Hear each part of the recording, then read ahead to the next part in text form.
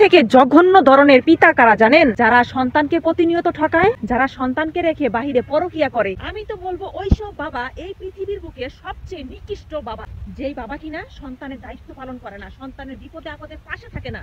আমি তো বলবো ওইসব ধরনের পুরুষ কখনোই বাবা হওয়ার যোগ্যতাটাই রাখে না। একটা ছোট বাচ্চা যদি বাবা না থাকে তাহলে যে কতটা কষ্ট। কেমনে বুঝবেন আপনারা যে বাবা না থাকার কষ্টটা কি? একটা ছোট বাচ্চা যদি বাবা না থাকে, অনেক বাচ্চাদের দেখে দোকানে গিয়েছে, মজা কিনে দিয়েছে, কত আনন্দ নিয়ে সেই মজাগুলো খাচ্ছে। কিন্তু যার বাবা নেই সে শুধু ফেল ফেল ফেল ফেল করে চেয়ে দেখে ওই বাচ্চাটাকে তার বাবা মজা কিনে দিয়েছে। আজকে তো আমার বাবা থাকলে আমাকে মজা কিনে দিত, আমার বাবা কই, আমার বাবা কই। এরকম একটা অনুভূতি বুঝেন? কতটা যন্ত্রণার অনুভূতি বুঝেন? হ্যাঁ, বাবা দিয়ে কি হয় তাই না? বাবা দিয়ে অনেক কিছু হয়। একটা বাচ্চার মানসিক বিকাশ কতটুকু ভালো হবে সেটা নির্ভর করে একজন বাবার উপরে। তাই প্রত্যেকটা বাবাদেরকে বলতেছি, হাত জোর করে বলতেছি, নিজের বাচ্চার ভবিষ্যৎটা নষ্ট করবেন না। এমন কোনো অনুভূতি তার ভিতরে তৈরি হতে দিবেন না যে অনুভূতির জন্য তার জীবনটা একদম ধ্বংস হয়ে যায়। প্রতিনিয়ত আপনার কথা চিন্তা করে সে কান্না করে, এটা ভাবে যে বাবার আদর কিরকম হয়। অনেক বাচ্চা তো এরকম আছে, বাবার আদরটা যে কিরকম হয় সেটাই তারা জানে না। কেননা জন্মের পরের থেকে তার বাবাকে তারা দেখে নাই, যদিও দেখছে ছোটবেলা, তার মুখটাও তার মনে নাই।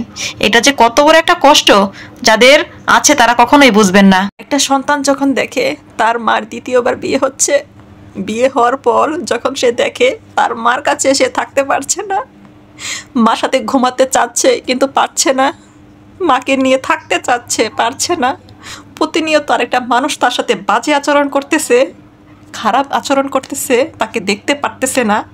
এটা যে কত বড় যন্ত্রণা সেটা আপনাদের বলে বোঝাতে পারবো না। আরেক দিকে একটা সন্তান যখন দেখে তারই বাবা আরেক নারীকে বিয়ে করতেছে, বাবাকে আগের মতো পাচ্ছে না, সৎ মা সবসময় খারাপ আচরণ করতেছে, এটা যে কত বড় যন্ত্রণা একটা সন্তানই জানে। আপনারা বুঝবেন না। আপনাদের কাছে তো সন্তানের থেকে আপনাদের আনন্দটা সবচেয়ে বড়, আপনাদের ভালো থাকাটা সবচেয়ে বড়। সন্তানের ভালো থাকাটা আপনারা চিন্তাই করেন না।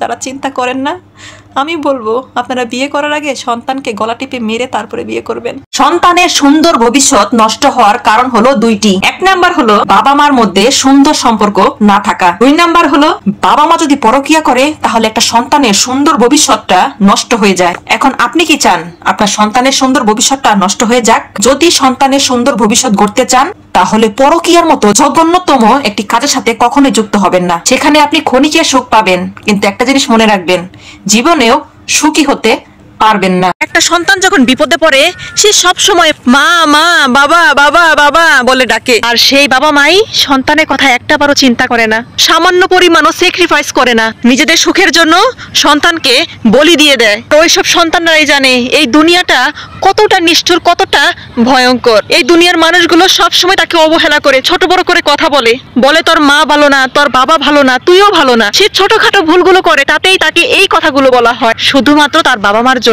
এই সমাজের একটা মানুষও তাকে এতটুকু পরিমাণও সম্মান দিয়ে কথা বলে না যখন শুনে এই বাচ্চাটার বাবা বিয়ে করে ফেলেছে, এই বাচ্চাটার মারও বিয়ে হয়ে গেছে। যখনই শুনতে পারে তখন থেকে ওই বাচ্চাটাকে তারা সবাই অবহেলা করে। এই 2 দিনের দুনিয়ায় সন্তানকে বলি দিয়ে আরেকজনের হাত ধরে চলে যাচ্ছেন। একটা জিনিস মনে রাখবেন, সন্তানকে জীবন্ত লাশ বানিয়ে আপনি চলে যাচ্ছেন। একজন স্বামী কিন্তু অনেক ক্ষমতা, সে চাইলে তার স্ত্রীর গায়ে হাত তুলতে পারে, তার স্ত্রীর সাথে সবসময় খারাপ আচরণ করতে পারে, বাহিরে সবার সামনে তাকে অসম্মানজনক ভাবে কথাও বলতে পারে, কিন্তু দিন শেষে কি তার স্ত্রীর মনের ভিতর সে ঢুকতে পারে? এই আচরণগুলো করে কখনোই স্ত্রী মনের ভিতরে তার জায়গা হয় না, কেননা সে সবসময় ওই স্ত্রীর সাথে খারাপ আচরণ করেছে, সবসময় বাজে আচরণ করেছে, তার জন্য ওই স্ত্রীর মনের ভিতরে তার জায়গা কখনোই হয় না। তাই বলি, গায়ে শক্তি আছে বলেই নিজের স্ত্রীর সাথে খারাপ আচরণ করেন না, কথায় কথায় তার গায়ে হাত তুলেন না। সে হয়তো বা দুর্বল, তাকে আপনি 10টা দেন সে একটাও দিতে পারে না, কিন্তু একটা জিনিস মনে রাখবেন, স্ত্রীর চোখ দিয়ে যে পানিগুলো পড়ে, আপনি যে অন্যায়ভাবে তাকে অত্যাচার করেন, এই অত্যাচারের জন্য আল্লাহ পাক চাইলে আপনাকে ধ্বংস করে দিবে। তাই স্ত্রীর সাথে খারাপ আচরণ করার আগে একবার নয় 10 বার ভাববেন। অন্যকে ঠকিয়ে যদি আপনার খুব আনন্দ হয়, বিশ্বাস করেন একদিন আপনি চরমভাবে কিন্তু আপনিই ঠকবেন। কাউকে কাঁদিয়ে যদি আপনার খুব আনন্দ হয়, একটা সময় আপনার এই 2 চোখ থেকে পানি ঝরতে ঝরতে আপনার এই চোখটাই সমস্যা হয়ে যাবে। তাই কারো জীবনে এমন কোনো কিছু কইরেন না যেন সে আপনার কথা মনে করে প্রতিনিয়ত কান্না করে। যদি নিজের ভালো চান তাহলে সব সময় অন্যের ভালো করেন। আর যদি অন্যের কষ্টের কারণ হন, বিশ্বাস করেন 100% আপনার জন্য সামনে কঠিন একটা পরিস্থিতি আসছে। যখন স্বামী স্ত্রী ঝগড়া করে, বিশ্বাস করেন সেখানে ঘি ঢালার জন্য অনেক মানুষ কিন্তু রেডি হয়ে থাকে। কিভাবে আরো ঝগড়াটা বাড়িয়ে দেওয়া যায়, কিভাবে একটা সংসার নষ্ট করা যায়, সেটাই কিন্তু তারা চেষ্টা করে। একটা বার চিন্তা করে দেখে না, একটা সংসার ভাঙা মানে একটা মসজিদ ভাঙা। তাই বলি, যদি কখনো দেখেন কোনো স্বামী স্ত্রীর মাঝে ঝগড়া বেজেছে, কোনো অশান্তি হচ্ছে, সেখানে গিয়ে কয়টা ভালো কথা বলার চেষ্টা করেন। সেখানে গিয়ে ঘি ঢাইলেন না, ঘি যেন ঝগড়াটা আরো বেড়ে যায় এরকম কোনো কাজ করবেন না। যদি আপনি করেন এরকম একটি কাজ, বিশ্বাস করেন আপনার জীবনেও ভালো হবে না।